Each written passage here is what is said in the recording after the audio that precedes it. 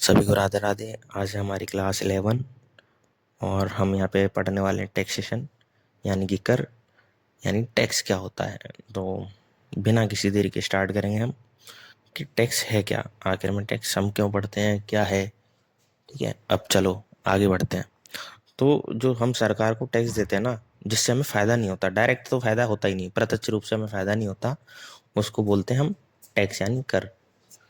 ठीक है, तो अब बताता हूँ मैं आपको कि कर क्या होता है। ठीक है, इसको थोड़ा सा अपनी भाषा में लिख देते हैं। सरकार को दिया जाने वाला, दिया जाने वाला अनिवार्य भुगतान, अनिवार्य भुगतान, उसी को टैक्स कहते हैं। मतलब आप इसको ना अवॉइड नहीं कर सकते। ठीक है, इसी को हम टैक्स बोलेंगे और आपको देना ही पड़ेगा। आप चाहे जो लगा लो, ऊपर से नीचे तक के तुम्हें देना ही पड़ेगा, सीधी बात है।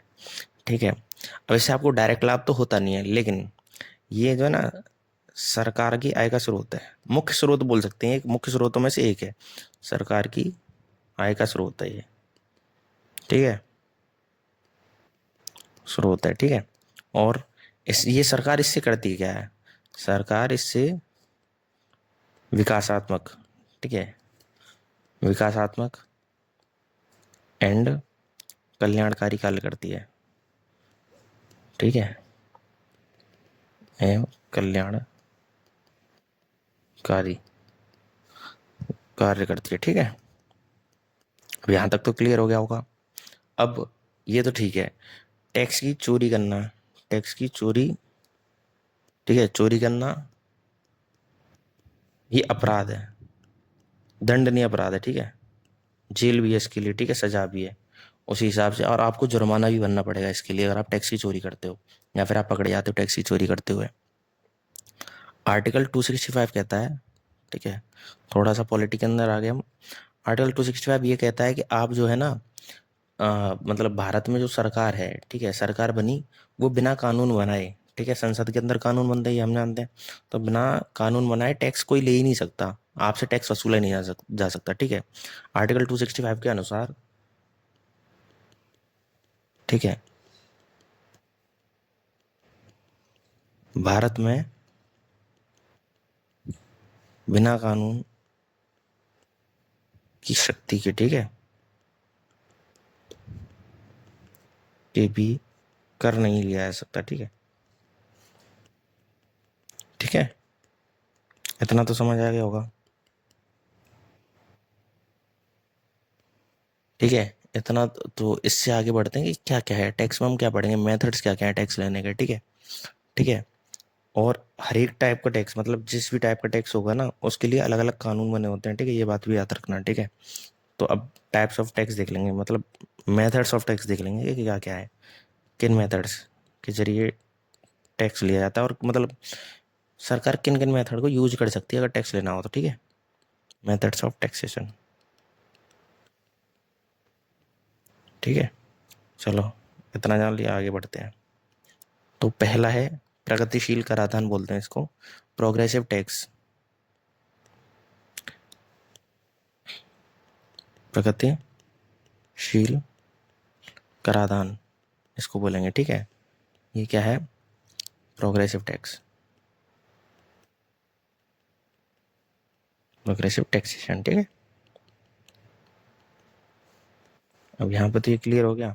अब यहाँ पे क्या है कि जैसे जैसे आपकी ना एक ऐसे ये मान लो, ठीक है, ये इनकम है, ठीक है, ये इनक सॉरी, ये टैक्स मान लेंगे इधर, ठीक है, इधर इनकम मान लेंगे। जैसे जैसे आपकी इनकम बढ़ेगी वैसे वैसे आपका टैक्स बढ़ता जाएगा। ठीक है, ये है, इसकी डेफिनेशन लिख लेते हैं, डेफिनेशन लिखवाता हूँ। ठीक है, जैसे जैसे आय यानी इनकम, ठीक है, आय बढ़ेगी वैसे वैसे टैक्स भी बढ़ेगा। ठीक है, टैक्स भी बढ़ेगा, इसी को बोलते हैं प्रगतिशील कराधान। ठीक है, ठीक है, इतना ही है इसमें, और कुछ नहीं। ठीक है, अब इसमें क्या है कि इस पर अमीर अमीर व्यक्ति की ज़्यादा भरना पड़ता है और गरीब को कम देना पड़ता है, तो इसको प्रोग्रेसिव टैक्स बोलते हैं। ठीक है, इतना हो गया। ठीक है, अब दूसरा है, दूसरा पॉइंट है प्रतिगामी कराधान, प्रतिगामी कराधान, ठीक है। अब ये चीज़ है, अब प्रतिगामी कराधान है क्या ये, इसको इंग्लिश में बोलेंगे regressive, regressive, regressive taxation.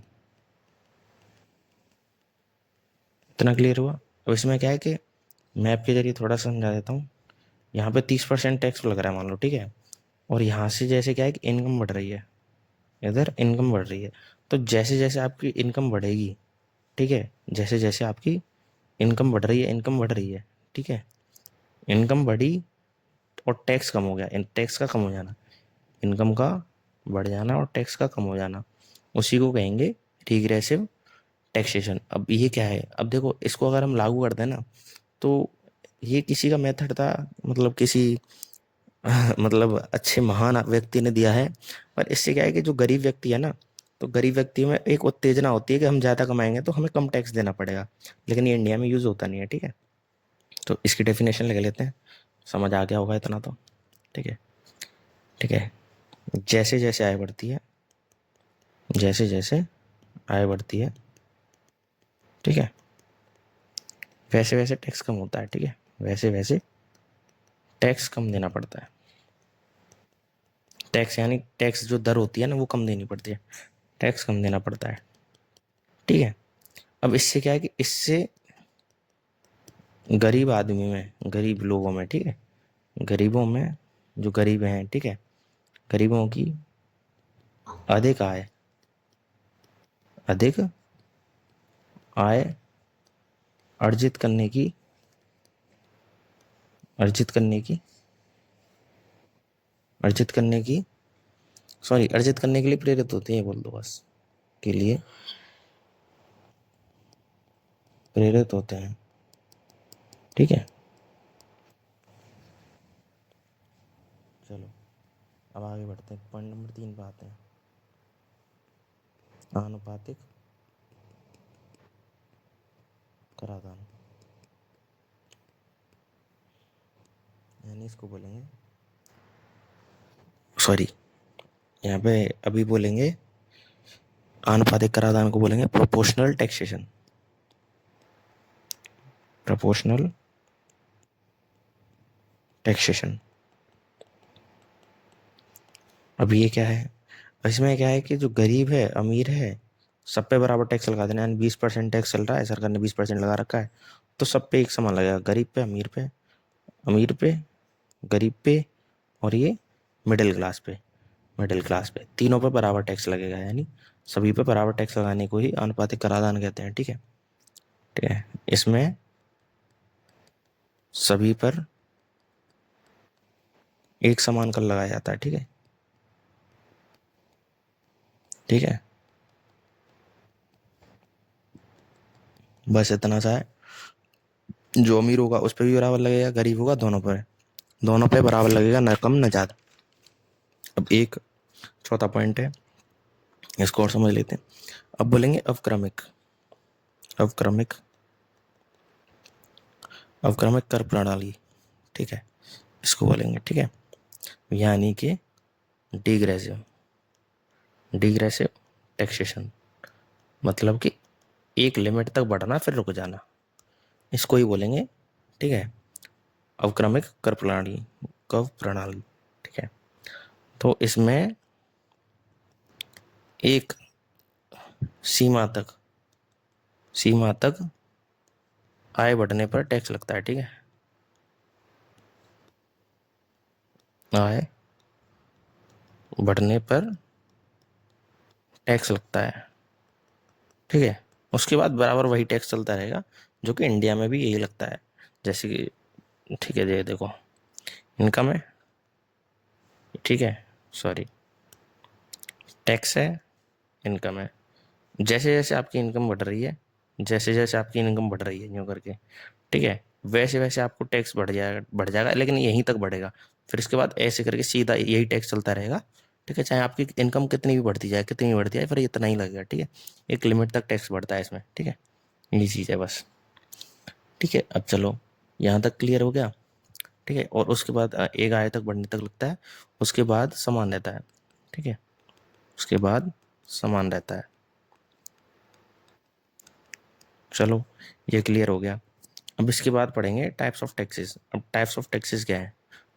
Types of taxes, ठीक है। टैक्स कितने प्रकार के होते हैं? टैक्स 2 प्रकार के होते हैं। कौन कौन से? डायरेक्ट टैक्स, ठीक है, और एक हो गया इनडायरेक्ट टैक्स। इनडायरेक्ट टैक्स क्या है वो भी बताएंगे, देखो। ऑफ इनडायरेक्ट टैक्स, ठीक है, यानी प्रत्यक्ष कर और अप्रत्यक्ष कर। प्रत्यक्ष कर, अप्रत्यक्ष कर, ठीक है। अब ये हो गया यहाँ पे। अब इसमें कौन कौन से टैक्स आते हैं, अब वो देख लेते हैं कि इसमें कौन कौन से टैक्स आते हैं और इसमें कौन कौन से टैक्स आते हैं। इसमें आता है इनकम टैक्स, आयकर जो होता है, इनकम टैक्स और वेल्थ टैक्स, ठीक है। आपकी कितनी वेल्थ है उस हिसाब से, ठीक है। इसमें आता है GST, goods and service tax जिसे हम बोलते हैं, ठीक है। और इसके अंदर आता है कस्टम ड्यूटी, ठीक है। बस, अब ये हो गया। यहाँ पे ये 2 हो गए, ये 2 हो गए। अब देख लेते हैं डायरेक्ट के बाद, अंदर जान लेते हैं डायरेक्ट, ठीक है। अब डायरेक्ट टैक्स क्या होता है बता देता हूँ। हेडिंग डाल लो डायरेक्ट टैक्स, ठीक है। अब डायरेक्ट टैक्स क्या क्या कैसे होता है? जो आपसे सीधा लिया जाए ना वही डायरेक्ट टैक्स है। जो आपसे सीधा लिया जाए, जो आपसे सीधा लिया जाए, ठीक है, वो हो गया डायरेक्ट टैक्स। जो आपसे सीधा लिया जाए, अब कैसे सीधा लिया जाए, ठीक है। या फिर कोई संस्था है उसके द्वारा सरकार को दिया जाए, या फिर संस्था द्वारा सरकार को दिया जाए, ठीक है।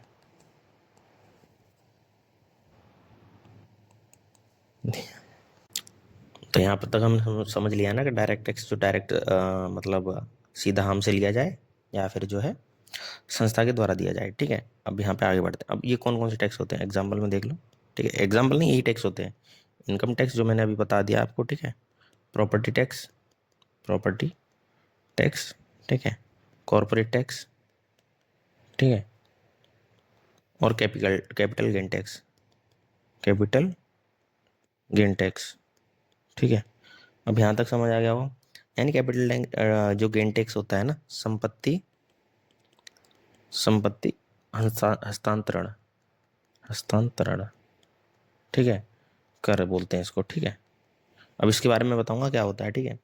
अब ये है ना, इसका जो डायरेक्ट ये हमसे लिया जाता है, ठीक है, और ठीक है, और ये किसी और को नहीं दिया जा सकता, मतलब कि ये कर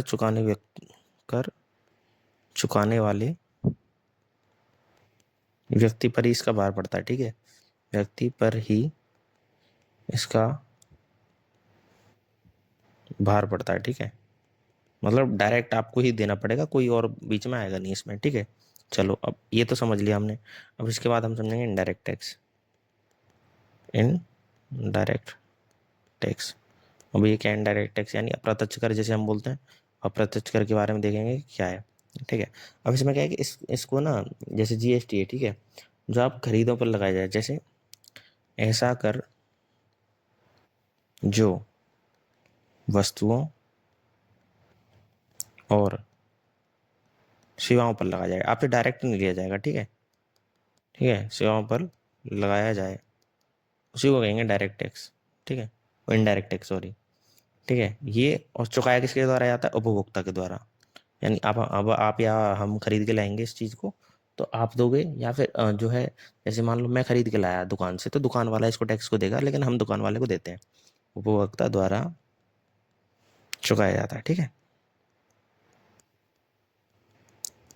ठीक है, चलो, अब ये हो गया। अब एग्जाम्पल देख लो। एग्जाम्पल है जीएसटी, ठीक, एक्साइज ड्यूटी, ठीक है। एक्साइज ड्यूटी हो गई, और कस्टम ड्यूटी, ठीक है, जिसे हम सीमा शुल्क बोलते हैं, और इसको एक्साइज ड्यूटी यानी उत्पाद शुल्क, ठीक है। और इंटरटेनमेंट टैक्स, जो मूवी वगैरह देखने जाते हैं, ठीक है। इंटरटेनमेंट टैक्स, गलत हो गई, एंटरटेनमेंट टैक्स जिसे हम बोलते हैं, ठीक है। अभी हो गया इनडायरेक्ट टैक्स, ठीक है। अब ये डायरेक्ट जो है ना, ये डायरेक्ट नहीं दिया जाता, ठीक है। डायरेक्ट जो है ना, जैसे कर का भार जो है, भार उपभोक्ताओं पर स्थानांतरित किया जाता है। अब कैसे, मैं बताता हूँ। स्थानांतरित किया जाता है, किया जा सकता है, कर सकते हैं।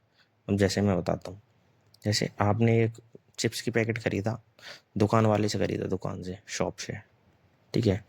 या तो इसके ऊपर इंक्लूडेड टैक्स आता है वैसे तो इन पे, ठीक है। तो जो आप पैसा दे रहे होते हैं ना, तो वो इंक्लूडेड टैक्स होता है इस चिप्स के अंदर ही, ठीक है। या जैसे 10 रुपए की आप चिप्स खरीदते हो, तो उसके अंदर जो है ना, जो इतना भी टैक्स लगा होगा वो उसी पे लिखा रहता है कि इतना टैक्स लगा है। और वो जो टैक्स बढ़ता है वो जीएसटी के जरिए जो है, जो दुकान वाला बढ़ता है, ठीक है। ज़्यादातर यही होता है, ठीक है। लेकिन हाँ, स्थानांतरित किया जा सकता है आपके ऊपर कि आप डायरेक्ट टैक्स दो, ठीक है। कुछ चीज़ों में होता भी ऐसी है। आपके अगर पास जीएसटी है, आपका खुद का है, तो आप जाके जमा करके आ सकते हो, ठीक है। अब एक चीज़, ये जो टैक्स होते हैं ना, सरकार के द्वारा भी लगाए जाते हैं। जैसे जो केंद्र सरकार होती है और एक राज्य सरकार होती है, इनके द्वारा अलग अलग टैक्स लगाए जाते हैं। जैसे कि देखो, सेंट्रल गवर्नमेंट, ठीक है, सेंट्रल गवर्नमेंट, ठीक है। और एक है स्टेट गवर्नमेंट, ठीक है। अब भैया स्टेट गवर्नमेंट को भी कमाना है और कमाना केंद्र सरकार को भी है। अब जो सरकार जो टैक्स लगाती है, ठीक है, जो टैक्स लगा रही है सरकार, कौन सी कितना ज़्यादा लगा रही है, अब वो देखो, ठीक है। जो सरकार, जो केंद्र सरकार टैक्स लगाती है उसके बारे में देखते हैं कि कौन कौन से टैक्स जो है सरकार, केंद्र सरकार द्वारा लगाए जाते हैं। आय सरकार द्वारा, आयकर, ये जो है सेंट्रल गवर्नमेंट द्वारा लगाया जाता है। पूंजीगत लाभ कर यानी कैपिटल गेन टैक्स, ठीक है, capital gain tax, gain tax, ठीक है। ये भी सरकार, सेंट्रल गवर्नमेंट द्वारा लगाया जाता है। तीसरा निगम कर, ठीक है, निगम कर, ठीक है। और चौथा न्यूनतम वैकल्पिक कर, न्यूनतम वैकल्पिक कर, वैकल्पिक कर, एक ये हो गया। और पांचवा सिक्योरिटी ट्रांजैक्शन टैक्स, यानी एसटीटी जैसे हम बोलते हैं, प्रतिभूतियों पे जो टैक्स लगता है, ठीक है, security transaction tax, transaction tax, ठीक है, एक ये हो गया।